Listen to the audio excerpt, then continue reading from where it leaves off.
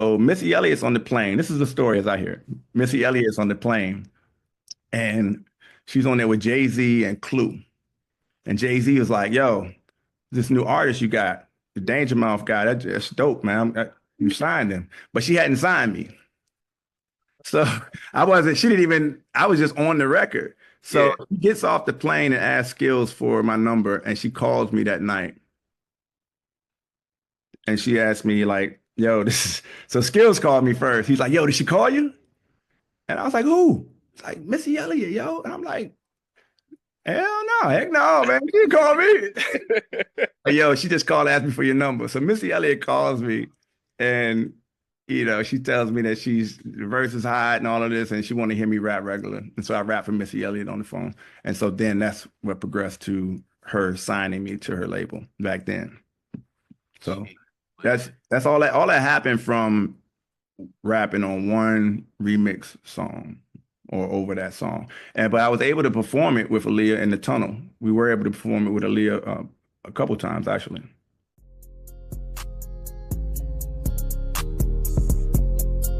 Hey, family. This is Jay Willis coming back with another episode of Wealth is a Journey podcast. Guys, this is episode 96. 96 weeks of consistency, 96 weeks of getting it done. We outside, y'all. Hear this guy. So, before we get started, and we gonna get to it, but before we get started, if you are new to this podcast, thank you so much for joining us. On this podcast, we talk about faith, family, and finance, among other things. If you are a return listener, watcher, or subscriber, thank you so much for joining us again. Hopefully, we are adding value to your lives on the way to the M's. Because as always, we are getting to the M's. So today, I have an esteemed guest. An esteemed guest. And he's trying to mess my intro up. Speaking of M's. I'm gonna let him slide, man. That's what Qs do. So, I mean, they try to mess things up for the noobs, you know what I'm saying? But anyway, I got my guy, Adolphus Danja Maples. What's good, baby? Hey, you see it. You see it. Hold on, you see it. I didn't want to put it on. Come on, man. I didn't want to put it on. No doubt. And I'm gonna show you this real quick. I didn't want to put it on. I'm gonna show you this real quick. Some of us are proud of our fraternities. Others, no doubt.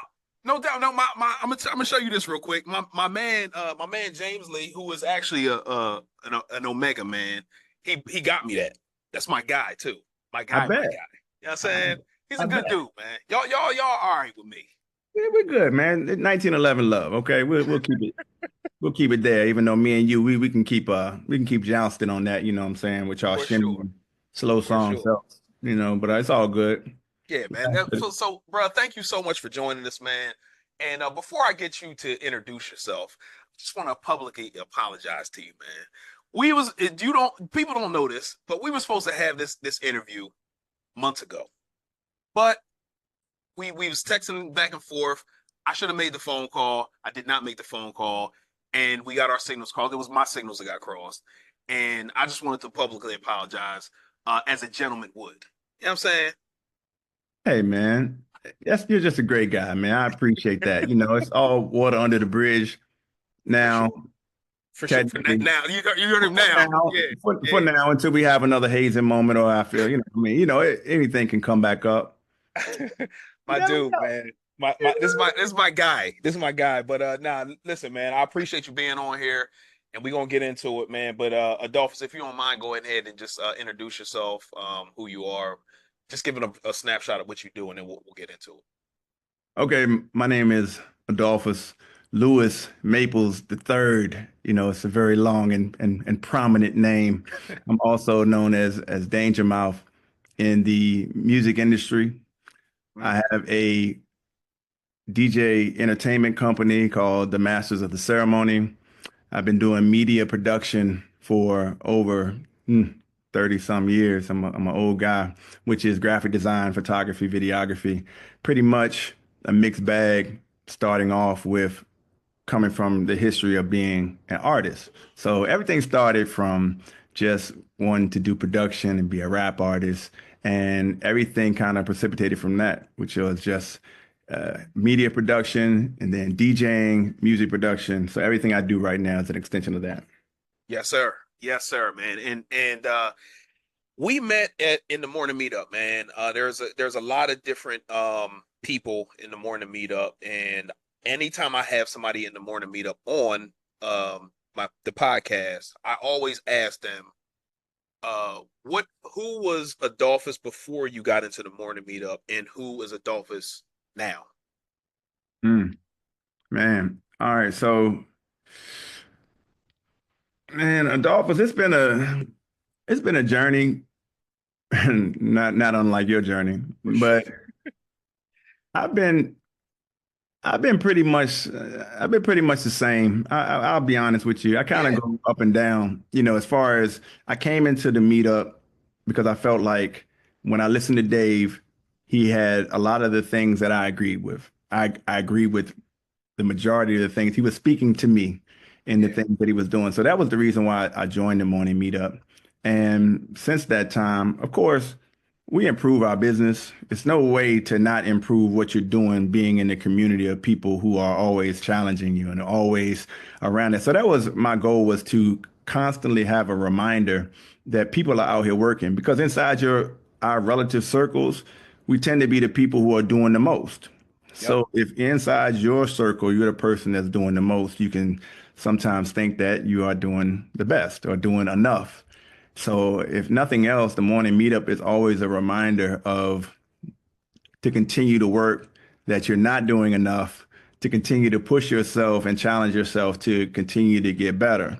So, I mean, that being said, we can get into the reality of what it is, man, because me, myself personally, my struggles with ADHD, OCD, identity, like even trying to introduce myself, yeah, man, is a task. So I've continued to be all of these things where at times I am focused and doing everything that we need to do for the business. But it's also being an artist, there's a part of me that still is trying to get back to that. Because let's see, well, what is your purpose? And we've had this conversation before. Like, what should you be doing? correct. Not always where we end up with where we are with our businesses. Yeah, So, in the morning meetup, I watch people come in and they have one business, and then the next thing you know, they're exploring something else. yeah, It might be fitness, might be real estate, might be all of the above. yeah, yeah, yeah, yeah. So I think that I'm still trying to be consistent with really figuring out, or I think I know. Yeah.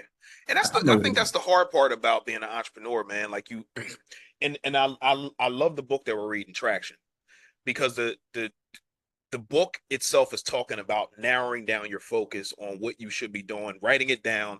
So when you have a company, you can talk to your board of directors and the people who work under you and stuff like that, so we can all be moving in the same direction. And Yeah. I think if once you write that down and you have that locked in, then you can stay focused on the one thing. But some people have, they have squirrel brain, they call it, and they're just all over the place with different things. I think Shaky talks about it all the time, how she has squirrel brain. And so if you don't write the things down, then it's hard to kind of shift your focus into one area. And with being All an right. entrepreneur specifically, like you get on one track and you're like, okay, well this thing looks good over here. I think I could be good at that, and I'll try that. Not you specifically. I'm just talking about entrepreneurship. Period. You And can it's say it's tough to be an entrepreneur, man. It's hard to do, bro. there was a post, I shared a post. It's 19 quotes. All right. It's 19 quotes, great quotes about life, business, just general. So I pick one out like a card out of the deck. It definitely Mm-hmm. applies to me. I send it to my wife because I want her to see it and kind of like absorb all of these things that it's talking about, general life quotes. She says, this one is for you. And she pulled out the one of the 19 that I had picked that I knew was for me. And that one was, you can do anything, but you can't do everything. Focus. Yeah, So the ability of knowing like, yo, you could do anything, but my response to her was, if I can't do everything, how many things can I do? And that's the rub for me, because if you tell me I can't do everything, I'll be like, oh yeah, I get it. I can't do everything. But how many things can I do? So now Yeah. I'm stuck like, can I do three things? Can I do two things? Can I do three things? So overall, my exploration through the morning meetup has been trying to really get back to the why. And even in the midst of we need money, you're in a big, nice, you're in this theater room. We see you in the theater room. I'm, Your house got levels. it's a chair and some. It's just a chair. Your house got levels and stuff. So you know that at a certain point you got to be able to pay for this stuff. Yeah. And I really feel like there's a fear when we get to being family men, or I know it is for me, Mhm. that I don't want to have it so I can't provide. I want to be able to stay to that. So it's always got me doing the thing that I feel like is going to get me to the bag. Yeah. And when you're a creative person, it's about really sticking with the artistry and following the universe, the messages that it's sending you, bro. And it's crazy that your artwork will probably be what's beneficial for you, or maybe the most beneficial for you if you follow it. Correct. If you really, really follow what you're meant to do. But outside of that sounding cosmic, man, the mortgage ain't cosmic. The mortgage is definite. The bills are like it's not cosmic. It is, Yeah. yo, you need to have this money on this date. And I think that once we take on these things, it gets to be, for me, what do I do? Which thing do I focus on? And I find myself focusing on the things that are going to bring some money, and then trying to find the space for the other things.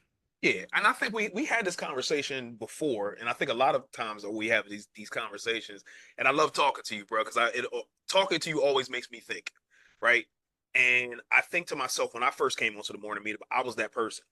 I came in, and you probably don't know this, but I came in as a real estate investor, which I still am. But then I found a passion in teaching people financial literacy. Then I started the podcast, and then it went to coaching, but it all revolves around financial literacy, but all roads lead back to real estate. So all Hmm. the money that I make from whatever venture that I'm doing in the financial literacy realm then goes to investing back into real estate. So then I can retire comfortably, retire from my corporate job, and retire from whenever I'm ready to retire from Wealth is a Journey as well. But all roads lead back to that, which it's a lot, but it's still surrounding financial literacy, which then makes the money, and then it goes back into the real estate piece. I'm jealous of you, for real. I mean, I watch you for the time that you're there. When I say jealous, I mean that the fact that when you watch somebody who is doing what they should be doing, right? Or who you watch them grow and go through the process of doing things, you have a willingness. Like I say I have a willingness to do these things, but you can also participate. You come out, you come up with a good path. Wealth is a journey. That's a great, I mean, it's a great name. Appreciate that. The things that we pull in, and the fact that you start doing a podcast from where you are, and then you start a community, because these are all components of success, and they are all really, I can see that it's going to work for you. It's going to work well for you. And it's almost like being a spectator and going like, man, I wish I could shoot like that. Like watching LeBron or watching somebody on the court, because you say, I can shoot. I can shoot. But my coordination, as far as pulling all those things together, Yeah, and my brain is just going like bing, bing, bing, bing, bing between the things that I can do and trying to figure out, all right, dude, settle down, grab something. And it's like just trying to find that thing that we want, because we want to latch on to something. sure. So Yeah. I think we can keep chasing or keep bouncing so much that we might miss it, or that we just kind of didn't stay on it long enough. Yes. Yes. Yes. And that's another thing we talk about too, man. It's like staying on the thing, staying in the lane long enough to make sure it works or it doesn't work. And am I wildly successful with this podcasting thing? Not yet. but I can see the improvement from where I started from, right? Right. Or But maybe even that's just getting my just off. listen. This is my personal opinion about Go ahead. myself. Go ahead. Go My ahead. personal opinion about myself. And sometimes I'm my own worst critic. So what I'm saying is that I'm not where I want to be. I'll say that Yeah. in this podcasting lane, but I believe it's leading to other things. But while I'm not wildly successful in my opinion, I'm continuing to get better at it until the followers come and to the subscribers come, and then I'm getting ad deals and all these things. But I know that what I'm doing is important. So I keep doing it. Yeah. So, or I was going to say, Mm-hmm. knowing when to leave something alone or having the ability to leave the thing that you shouldn't be investing time into. Like it's very difficult to leave that 9 to 5 job, right? Because Yeah. of the comfort level of it. I was able to leave the job and then create a situation where some sort of way I got back to a job trying to free up time from me working in the business. And so I could invest in the business and some sort of crazy twist. I've gotten into a comfortable space of being able to freelance for a company with benefits and a salary in a comfortable space. And now I don't feel like I want to, I go like, I wish I get fired because me leaving on my own. It's like, man, why would I leave? I don't even have to clock in. I don't even, I spent last week in Jamaica and I worked from there. And as long as I gave them their stuff, it's like all of these things that are making it comfortable. And I almost feel like there are times when, I don't want to say God or the universe or their forces always at play that Mm-hmm. are trying to see if you if you go to make the decision that you need to make. So that might sound crazy. I'm just gonna tell you because it feels like a game at times. Like you know what you need to do. It's almost like God is telling you, the universe is telling you what to do. But I'm gonna put these other things that are gonna be around you. All right. You know what to do. Mm-hmm. So just trust what I told you to do. But then you don't do it because Yep. you don't trust it, you don't have faith. And you're saying like, I kind of stepped out before the ice got thin. So I was as Danja Mowf signed to Missy Elliott from Virginia. So I've had some successes in the music industry and been on a path where, yeah, I did have records on the radio. I had video online. So it's things that weren't major, but actually being signed to Missy Elliott was That's major. a major thing. Now, Yeah. she might not have been the best record label owner because she was an artist, but Yeah. when I think about it, how much patience did I have or who was I at that time? Yeah. Because at that time, I was about to be 30. So this is the end of 2000. I'm gonna date myself. Yeah, so I'm I'm 30. And the funny part is 30 and trying to pursue and continue to be a rapper felt old, dude. It felt like 30. It's Yeah. crazy. So I wasn't that patient when it came to getting in the studio with Timberland and all of those things. So when I think about myself, I look back now, I'm kind of like, or if I had been different. So when we go at the time, I know now what I might expect when it comes to like being hungry. Because let's say if you're the guy that just comes in the studio and is just around, because you are in the door Mm-hmm. and the influence of being able to be in the door is powerful. No matter what you do, Yeah. bro, like bring the Yeah. snack, go get the coffee, whatever it is, until that moment when you get that opportunity to do your thing. Yeah. And in the time, because I was at the age I was feeling like I just didn't have a whole lot of time to really make that work. Mm, And yo, so I asked for a release. I asked for a release from the label because it was nothing happening. She couldn't get me in the studio with Timberland. It's like I was doing little things, but it wasn't just what? So how did you get there in the first place? Like what? okay. What did you do to get in the room with Missy to be able to even be signed to her? All right, I'm gonna go a little bit cosmic, but I'm gonna tell you exactly what it is. What I did was what I feel like everybody needs to do which gets you to the place you need to get to, which was I did something for me that was not about how much money I was going to make. It was not about whether or not somebody was going to like it or not. It was an honest creation out of just what it was. So there was a song, the Aaliyah remix, the Aaliyah song with the baby in the background. Are You That Somebody?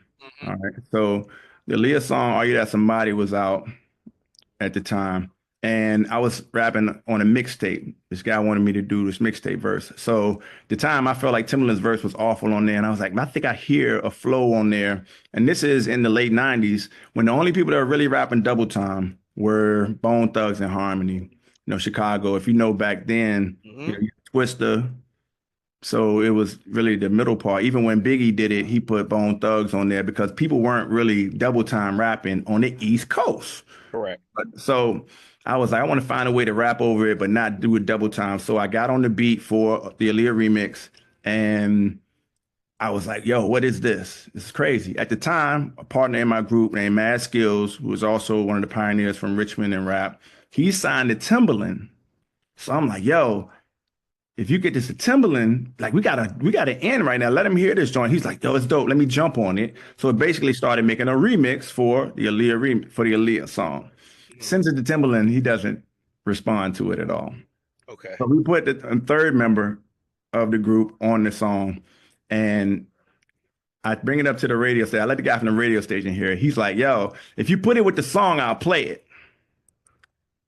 Hmm. So, all right, so we put it with the song. So it is listed in the source as the first unofficial remix ever.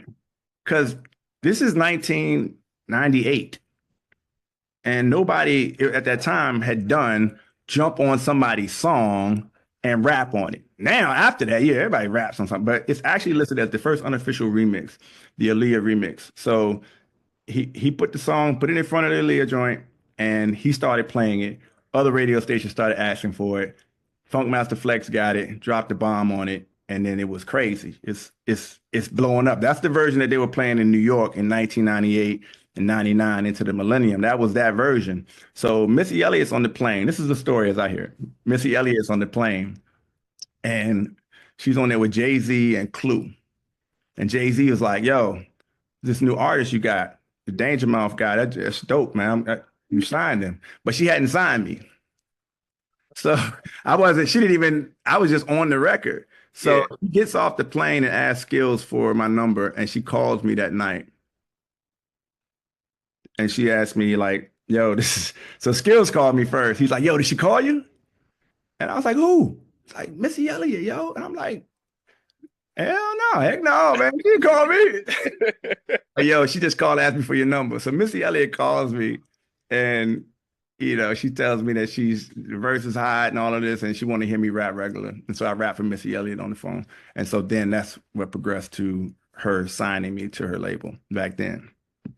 So Gee, man. that's all that happened from rapping on one remix song or over that song. But I was able to perform it with Aaliyah in the tunnel. We were able to perform it with Aaliyah a couple times actually. That's right, because she passed away in what, 2000, 2001 ish? 2001. Yeah, Yeah. I remember that. Yeah. Yeah, my wife and I were on our anniversary. So our anniversary was August 11th. So it had to be like the 25th Yep. of Yep. August in 2001. I remember that because I just graduated from Cheney and I was sitting in an apartment and I'm like, yo, Elliott passed? I saw it on the news and I'm like, oh my God. Yeah, that was insane, bro. So walk me through the progression of working with not Leah, I'm sorry, working Missy. with Missy and then coming to the realization like, yo, this ain't it. Like how long did that happen? Did y'all work So together before you found that out? So to understand that, you may have to understand hip hop and people who understand how quickly hip hop was transitioning in the mid 90s. If you look through the time period of the music, Puffy, Bad Boy started Mhm. shiny suits around that time, close to the end, the 97-ish time. Yep. But right there after 92, 93, there was an underground kind of movement in hip hop, which is like New York. They call it backpack rap. So Yep. you have like KRS-One and Boot Camp Click, and it's an era that you don't really hear a lot from in that point because you get like Keith Murray, maybe. I'm trying to think of Yeah. people that you would hear from that realm. So that was about spitting. It was about being an MC. All right. So even Ludacris came somewhat after that. And that was where I was trying to fit in because I was an underground hip hop artist. I'm with Eminem technically. So actually during the same time, Eminem and we're on Sandbox. We're on these labels or this distribution where underground rappers could be. So people understand Eminem and 8 Mile, his Yeah. journey of rap battling. This is underground MCing. That's where I was. I put I introduced Eminem to Missy Elliott. Yo, it's What? crazy. So Eminem got on Missy Elliott's album.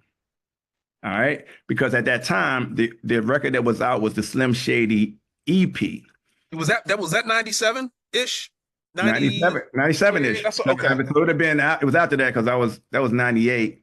So the Slim Shady EP was out and people weren't really nobody knew Eminem like that. So I remember taking it to the radio station. I'm like, yo, this dude is crazy, he's ill. And it's like a Stan. I mean, it wasn't Stan, but it was the one where he had his daughter in the trunk. So anyway, I took Eminem to like so she asked me about him. She's like, you think it'd be good on the album? Like, heck yeah. So Eminem got on the album, and this is all verifiable. In the liner notes of the Slim Shady LP, he thanks Danja Mowf in the liner credits. All right, so it's crazy. So along the progression right there, what the point I'm trying to make is I was an underground hip hop rapper.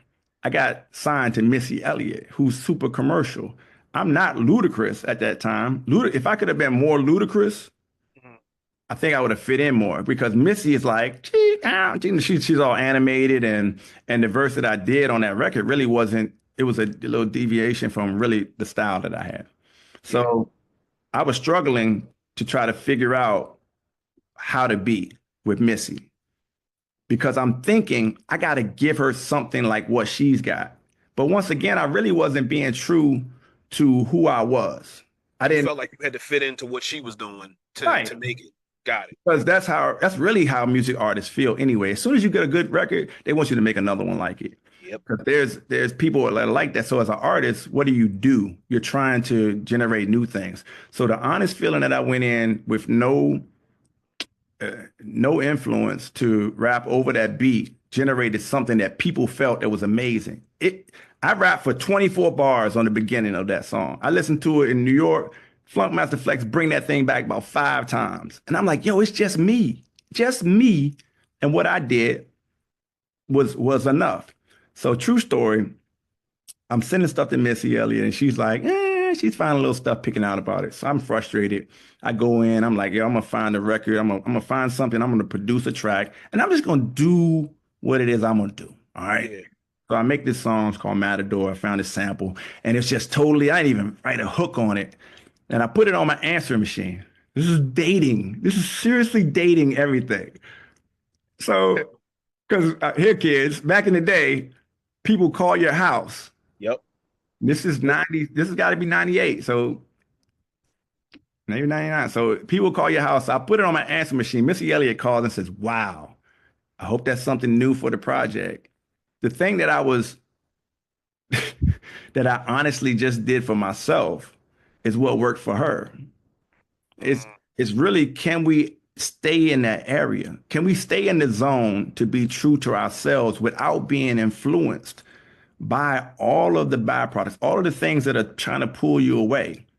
Because it's things in the struggle that people are trying to influence you with. Like you need to make sure you need to make sure you get a real job. You need to make sure that whatever it is, when in reality, if you could really super focus and get down to what you would do that you don't care about. What's my man? Rick Rubin said this quote that's dope to me. He said, everything that you do should be like a journal entry. It should be something that like you writing in your diary. Do you care if somebody reads your diary and they don't like it? Like it doesn't make any sense. Yeah. This is as an artist, all right? So let's say if you're creating something that's artistic or something that's for you, and you don't care about the likes. You don't care about how many people are doing it. You don't focus on that. You focus on creating bodies of work and continuing to create this portfolio or continuing to do you. And Yeah. the more you can block out the noise about what's in style, what's in fashion, what somebody does, I swear everything that's ever worked out for me has been something that I did without the influence of somebody else that I did that was totally, truly for me. Bro, let's stay right here. What's going on, family? This is Che Willis from Wealth is a Journey. Did you know that we just started a wealth building community? In this community, we meet once a month on Zoom. We discuss financial areas of opportunity. We discuss wins and strategies to get you to the M's. In anybody's wealth building journey, if you're just starting out, it can be super lonely and difficult. In this community, we're also going to hold you accountable to where you say you want to be. So if you need the accountability, if you need the family atmosphere, if you need help getting to your desired financial result, come join the community. My website is www.wealthisajourney.com. Join the community today to get to your financial result. Thank you.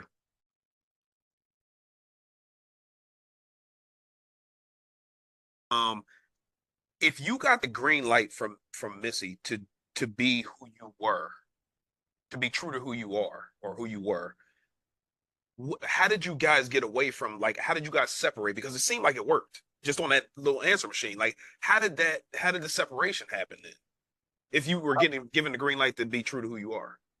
I didn't have any artist development. I was really kind of on my own. So where somebody might figure like you got signed to Missy Elliott, so you're around her all the time. You know, I was still in VA and I was still like she did give me an advance that I used to buy the studio equipment. So I bought my own studio equipment. So I'm recording on my own. So when you say the green light, I think that if Missy had given me some guidance on what I needed to do, Got it. then we would have been able to do that. But we can't. It's Missy. It's still like she's a great artist. It doesn't make her a great mentor or teacher for that. Mona Scott actually was better. Like so, so when you think about now who Mona Scott is, Mona Scott was violator management and all of that back then. But Mona Scott probably dropped some jewels on me, but I wasn't around her as much. Sure. Following what I'm saying? I can see where Missy probably went wrong because Missy's thinking I'm Missy. Yeah. And anybody that I sign is going to be Missy in a sense, meaning you may not need the guidance because you're already her or she's already her. So maybe she might have signed you like, okay, I already heard him rap. I heard him spit. He's good. He don't need no guidance. I'm not saying she's right or wrong. Obviously, that wasn't the right thing. Yeah. But do you see what I'm saying, though? Like, yeah, I think it's more about you're Missy Elliott. Electra's as a perk is giving you your own label, right? Yeah. So now you have a label. So you're still an artist. Missy Elliott told me she doesn't care about the money from the record label. This is her thing. She's a writer and everything else. She said, this is why I spend millions of dollars on the videos because I'm never going to make any money from Electra, from my actual albums. He had said, I don't care about that. I make money from writing records from other people. So I'm using Electra's millions of dollars to create my brand. So that's why she was making these elaborate videos and spending millions of dollars and not concerned about whether or not she even recoups that amount of money. Yeah. Artist as far as that's concerned, but just because you give somebody a record label, she had TC, Tweet, which made so if you start to go through everybody that she did have signed to her label, only maybe Tweet. Yeah. Got some shine. That's just more about, is she able to be Missy Elliott, who's writing, producing, creating? She's that person. She's not a record label owner, really. So just the same way when we run business, she's just a person who does what she does, it doesn't mean that she's going to be good. Just like you sitting up now, you start being an entrepreneur. Does that mean that you're a good CEO? That's that's my problem.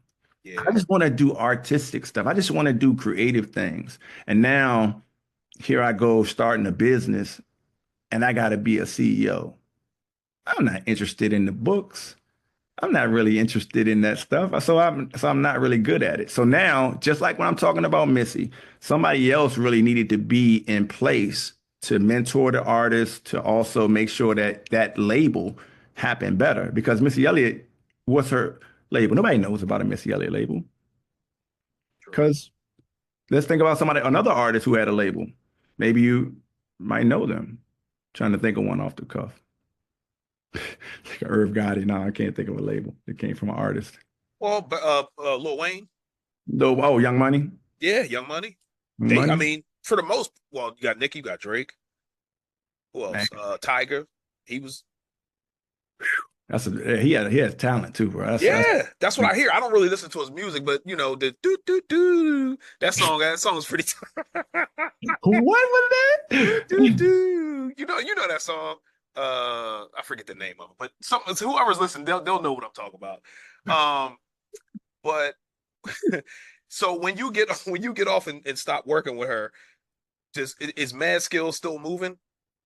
Masculine is still signed. So at the time, what I did was I put out our own independent project in Richmond, right? So even a lot of the songs that I was doing with her, because we had gotten the studio equipment, had the ability to create music. And so that was a big part of the group, which is the Super Friends there in Richmond, which is ironic because she ended up calling her group the Super Friends at some point. So anybody that fought, so it's deep. But our group as Richmond Super Friends, we ended up releasing another project in '99. I think it was. It was the first one. So I mean, locally, it was the bomb. I mean, it was Yeah, good, but still independently releasing a record project, we still do the best we can with our limited resources. So that's what sure. came out of it. So as far as the Missy was concerned, I think that I could have played a better role if I was just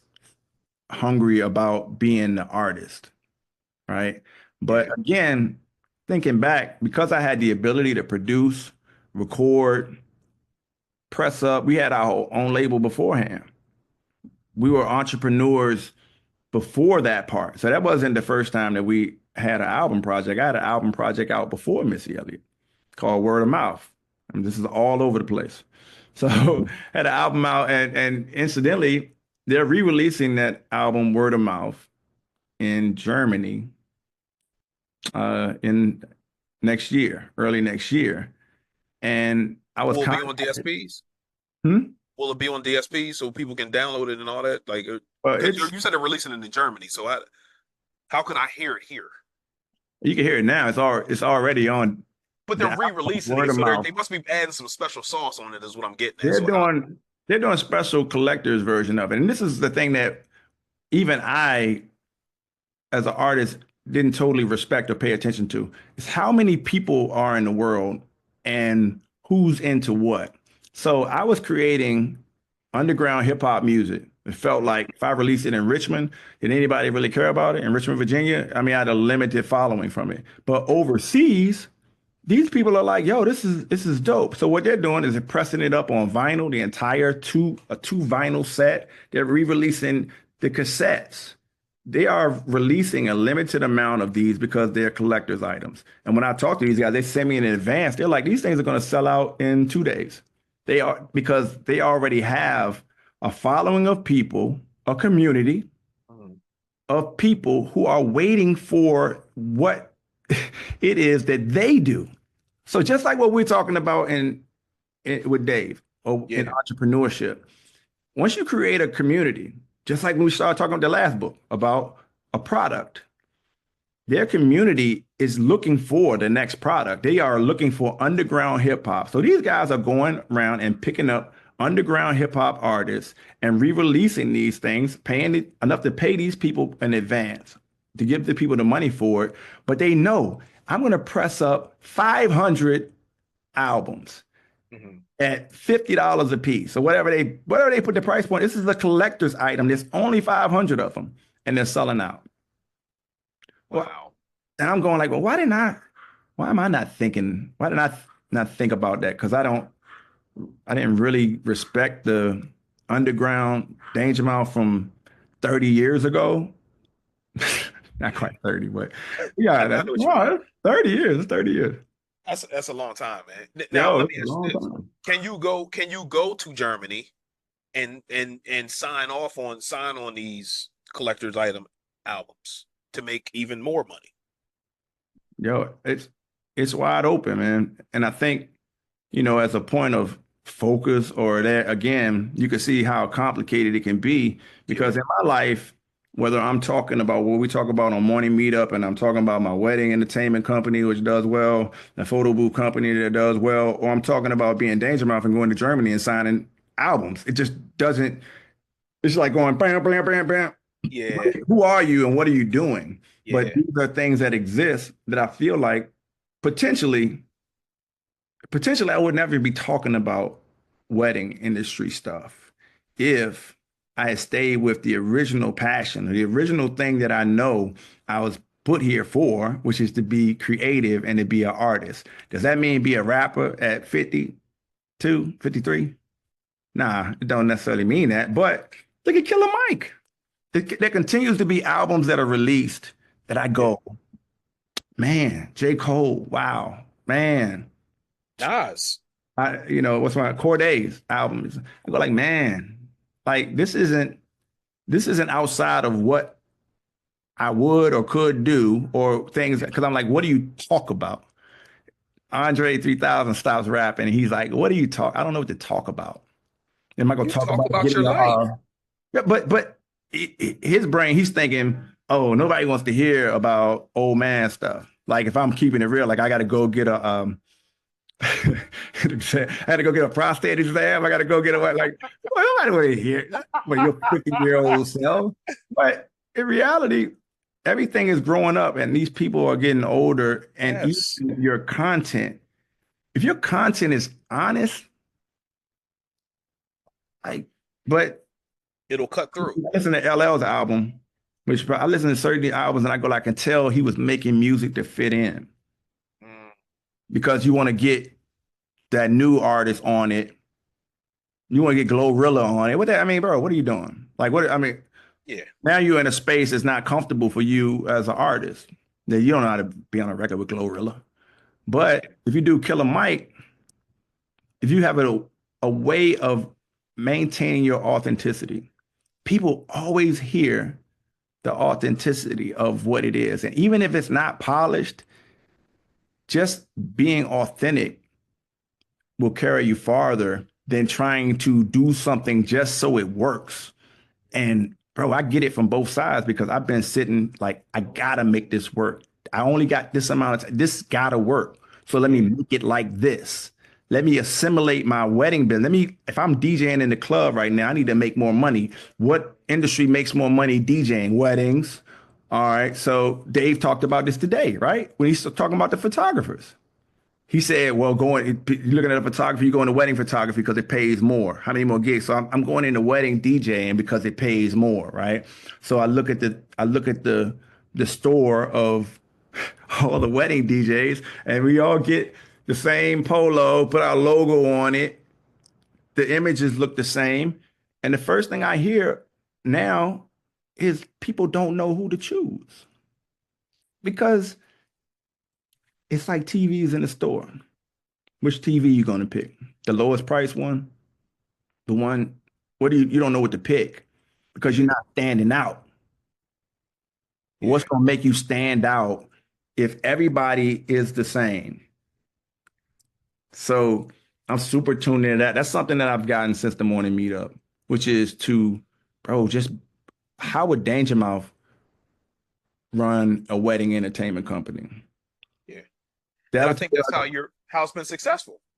Well, in recent years, more about the voice of how are you doing it? Have I really leaned into it? Not totally, Sure. but is that a good usage of time? I don't know. I started, you know how to get this one. But I started, we were doing a wedding show, right? Yeah. So in my danger mouth, when I'm thinking as a creative, I'm like, yo, why don't we dress differently? So why don't we do mechanics of music? Why don't we just, we could do like Dickies with our name on it, or we could do the full things and we'll do like a dance floor tune up. And everything we'll do, we'll skin it as uh mechanics. Yeah. So of course, you get on Chat GPT, they give you a million ideas of how you can do that. And I bring it to the table. People are like, uh, it's wedding stuff. It's not going to seem very professional. All right. So I kind of try to dial it back to a different concept. Let's do schools. Let's do like the university because it's masters. Let's do preppy. Let's do the varsity jackets. Let's do like these. Do the Yeah. varsity jackets. Let's wear that because then people are going to be like, at least I don't want to look like everybody else. They'll be like the dudes that had the varsity jackets on, the dudes that whatever. Correct. Because our business is solid, our product is solid, but what about just standing out? Dude, put your J's on. Put your J's on. Yeah. That's what you are. Because the people are not going to book you because you got on Jordans, because that's not professional. Good. Yeah.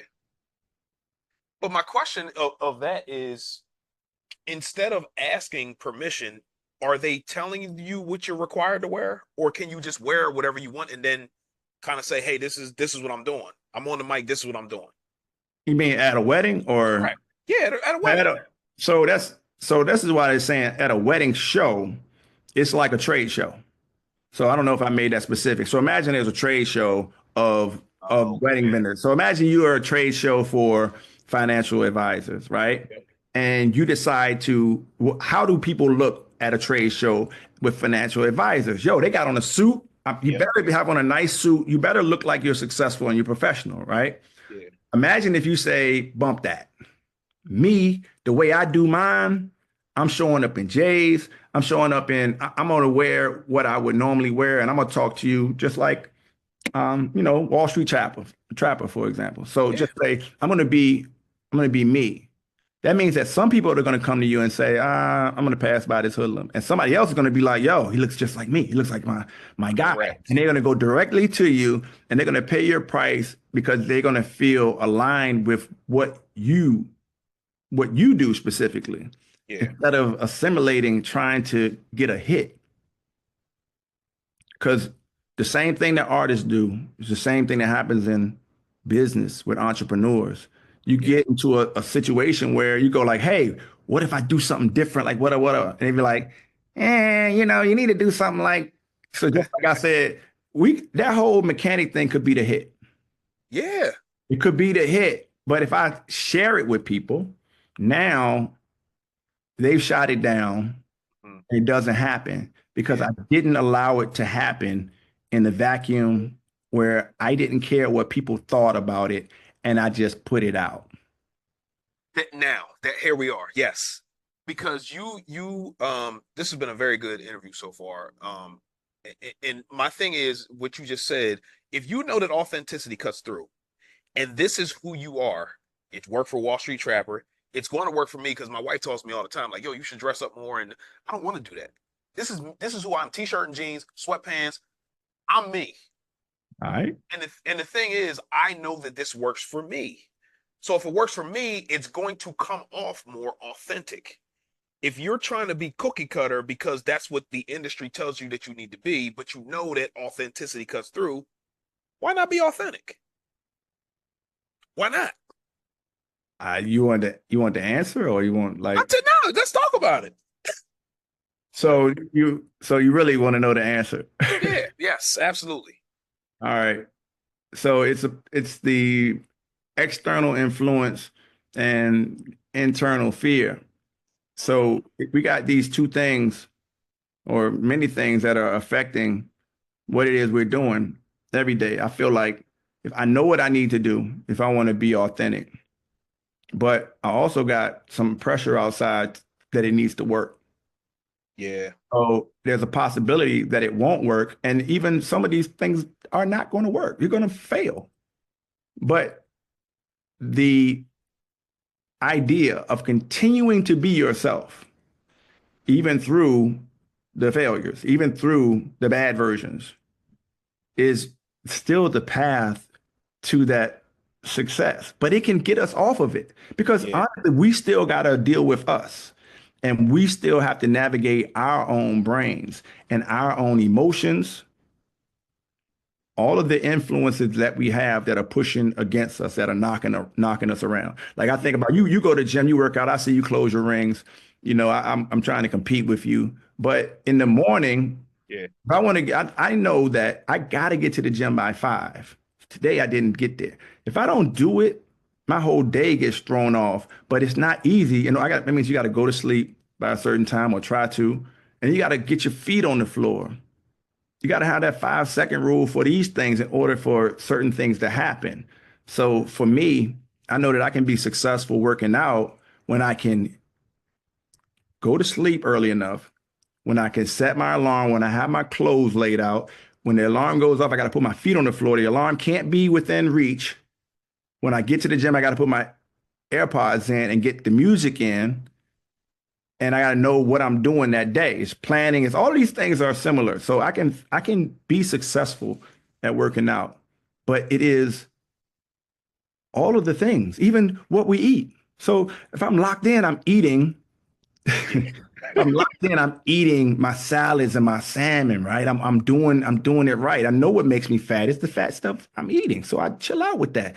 But yo, it's so much fat stuff that tastes good. The pizza comes in the house. So do you have the discipline to not do the other thing that you know you don't need to do? It's the same thing in business, man. Do we have the discipline to stay aligned with being true to ourselves and understanding what our true calling is and not being swayed into the noise? Because you shouldn't ask why you fat if you eating cake and you doing all the other stuff. You don't have to ask why you fat. So now when you say you're not successful in business, bro, you ain't got to ask, because guess what? You are not on a diet. You're not on your business diet. Yeah, for sure. You're consuming the other fat that's keeping you just in a cool place. You know, you're not overweight. I mean, you're not a super fatty. People said this in business. You know, you follow me, right, on the analogy. Yeah. You're okay, right? You're okay. Look at your business. It looks fine from the outside, right? You got a shirt on. Yeah, take that shirt off, buddy.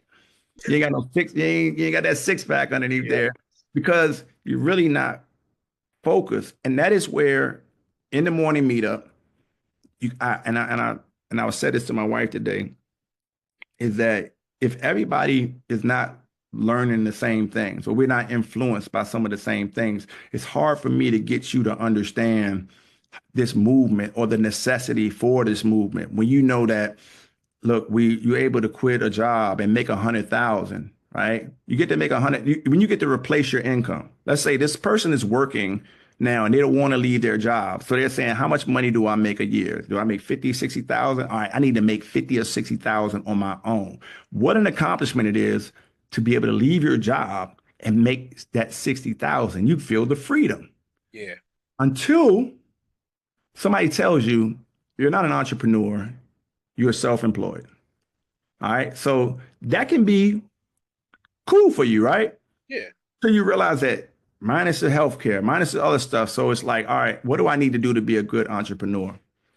I need to be able to understand that 100,000 is where I'm going to be able to be stuck at if I don't get other systems and other people in place. So I want to get to 250.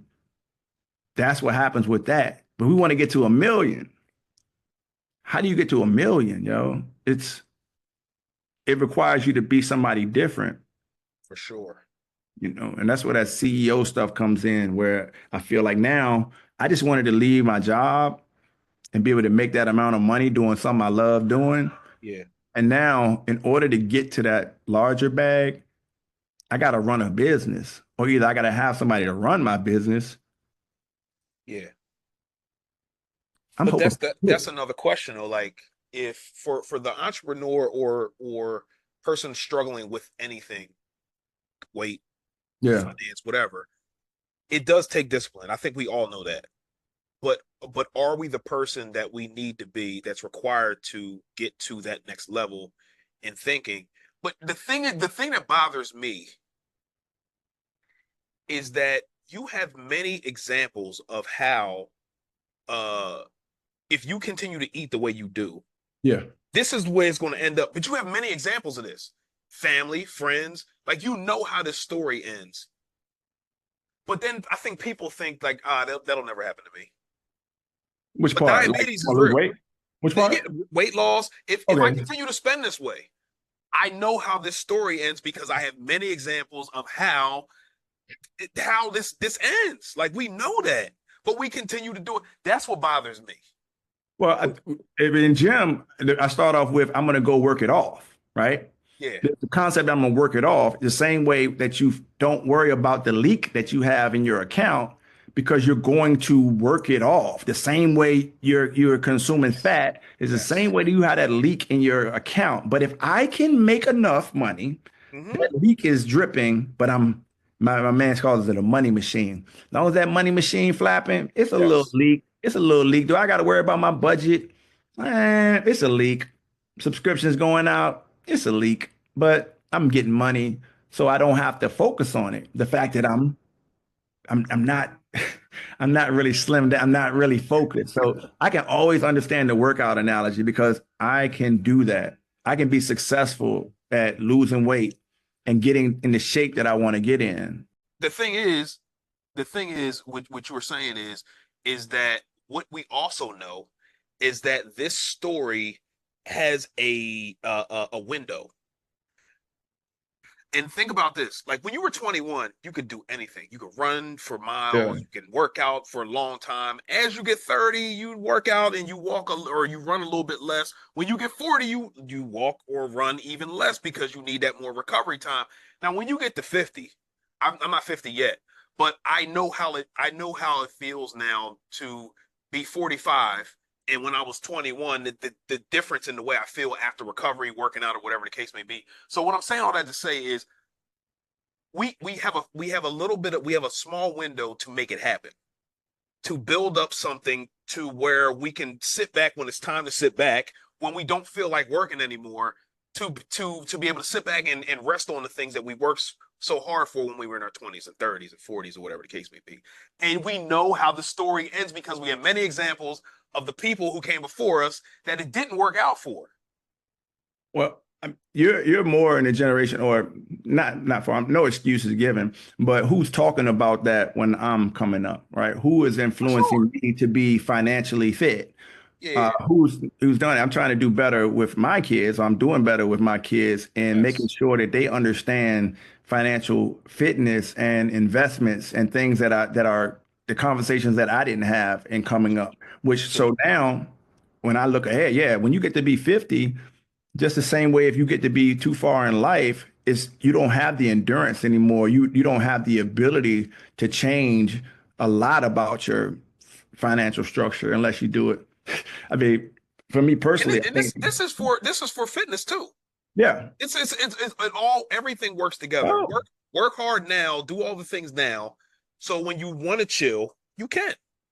at 50, I know now, like I don't eat that thing because it doesn't, it's just like it takes longer for me to get it off. Yes. It's the same. I feel like comes back on me sooner. It's just, it doesn't take a lot. It's not the same. I don't have the same metabolism, so I can't perform the same way in both directions. Yeah, I may not have the endurance or the flexibility, all the things that it takes to do it, but I also have to be mindful of that in how I consume things as well. I have to limit what I consume for sure. because I'm not going to burn it off. It's going to be back, bro. It's going to affect me more. You can eat that, but I can't because it's going to affect me more. Yeah, that's a fact, bro. And you brought up something, and I know you have to get somewhere, but I want to make sure we get at least this question in.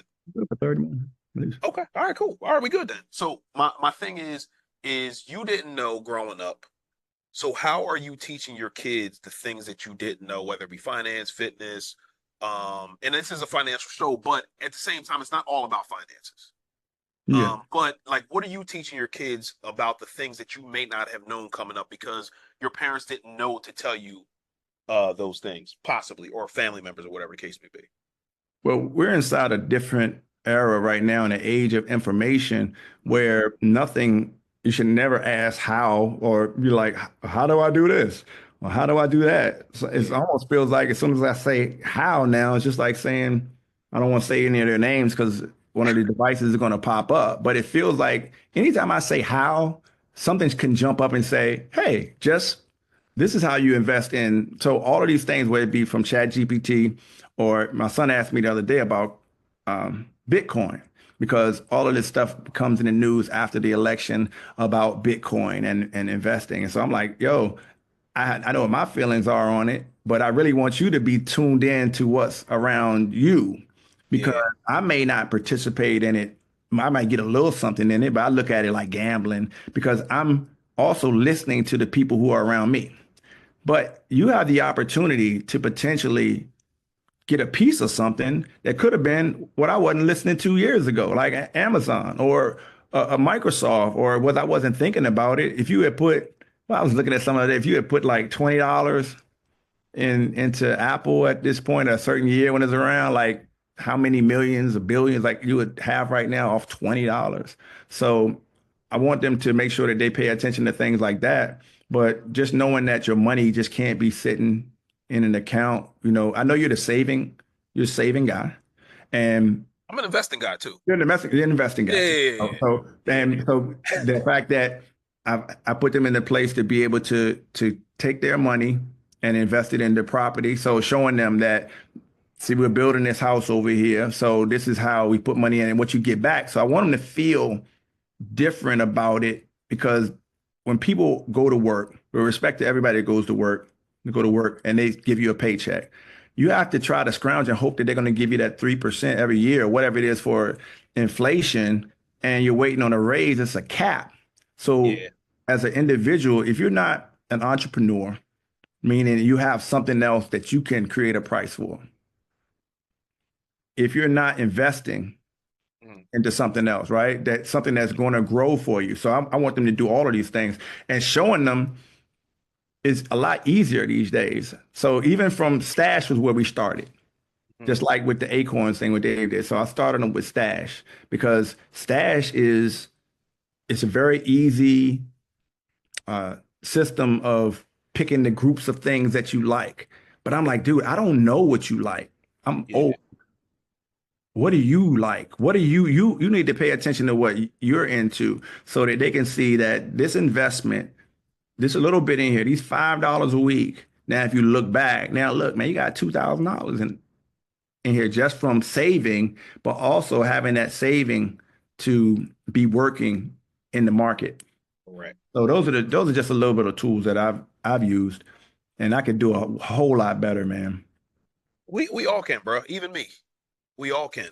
And but I think it's important too, man, because you don't know how many people I talk to who said, "Yo, I just wish I had known this when I was X age, whatever it is. It could be 10 years ago, 5 years ago, Yeah. whatever the case may be. I wish I had known this whenever." And I feel like, okay, cool. It's okay not to know that, but you know now.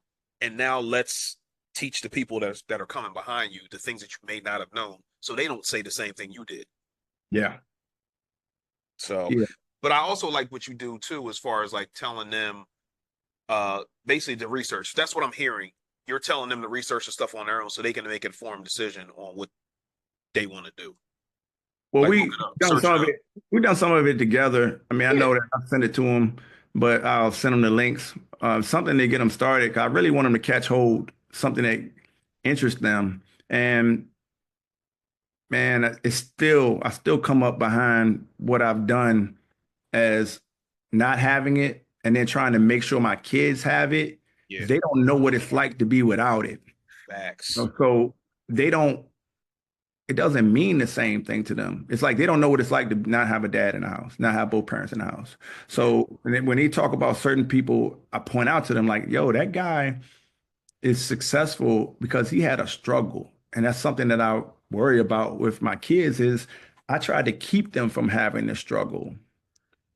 And in trying to keep them from the struggle, I haven't done them any favors. Yeah. But how do you induce struggle? Yeah. It's just it's not, I did. I did, but I didn't know I was doing it. So okay. I'm not gonna toot my own horn and say, yo, well, this is what I did. So one time we had a clean out at a rental property. Yeah. So we go down to urban area. We go down, we walk in the house, and my son's like, yo, what is this? I said, this is a rental property. Like, we own this house. Yeah. So we go in and we start cleaning it. And he was like, yo, somebody lives here? I'm like, yeah. But it's not what he was used to. He's used to being here. It was ugly. I mean, It was just a night and day difference from what he's used to. okay. The house had paint, carpet, all that stuff, but it's not what he was used to. The room smelled like cigarette smoke, stuff like that. Yeah. And so I was like, okay, well, this is a teachable moment here. Do you want to live in a place like this when you grow up? He's like, no, I want to live where we live now. I'm like, all right, cool. This is what you need to do to get there. You need to pay attention in school.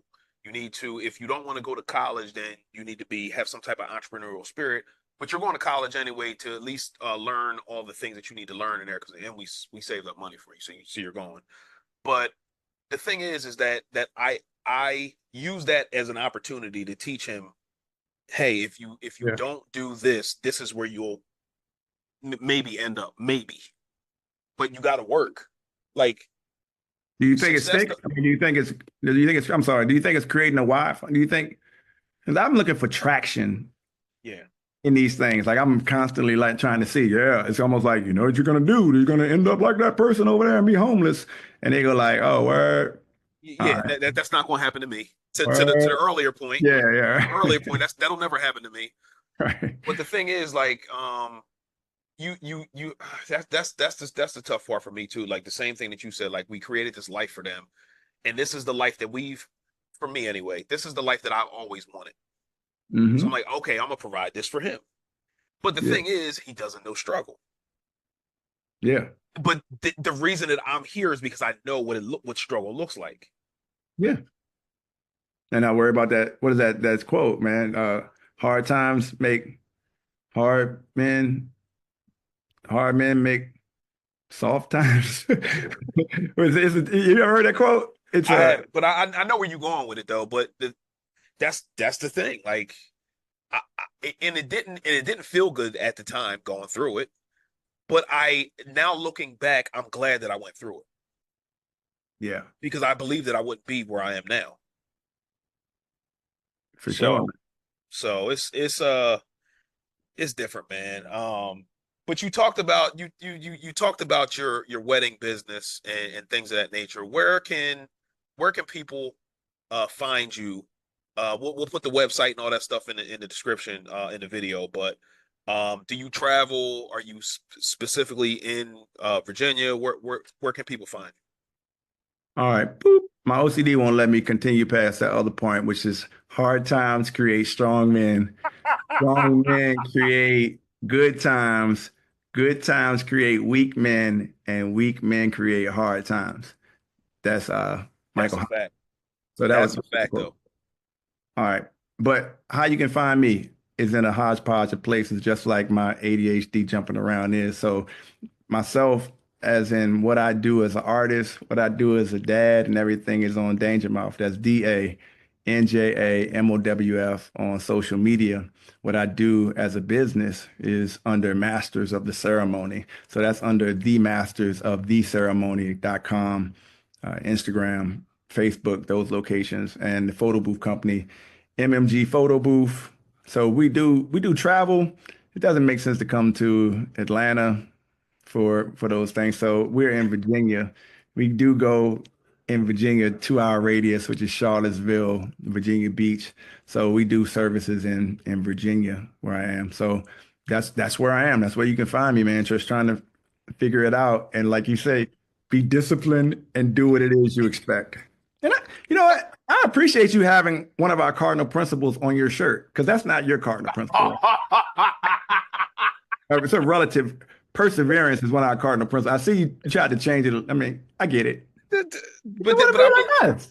I'm actually not. Absolutely not, bro. Absolutely not, man. But I believe that perseverance and for people to persevere is a lost art because back to our Mhm. earlier talk was you see you focus on doing something and then you feel like it's not working even though it is, Yeah.